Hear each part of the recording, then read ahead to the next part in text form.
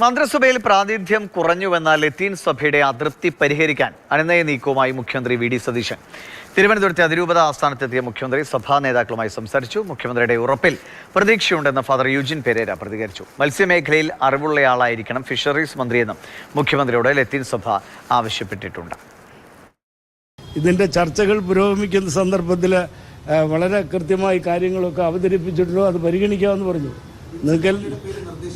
നിങ്ങൾക്ക് എല്ലാവർക്കും അറിയാം, ഈ മന്ത്രിസഭ രൂപീകരിക്കുന്നതുമായി ബന്ധപ്പെട്ട് നടന്ന അന്തർനാടകങ്ങളൊക്കെ തീർച്ചയായിട്ടും അത്തരം അന്തർനാടകങ്ങളിലൊക്കെ ഒഴുകിപ്പോയി ഈ സാധാരണക്കാരുടെ, ഞാൻ പറയുന്നത് ആദിവാസികൾ, ദളിതർ, മത്സ്യത്തൊഴിലാളികൾ, ഇതുപോലുള്ള വിഭാഗങ്ങളുടെ വേണ്ടത്ര ശ്രദ്ധ ഇന്നും വന്നിട്ടില്ല.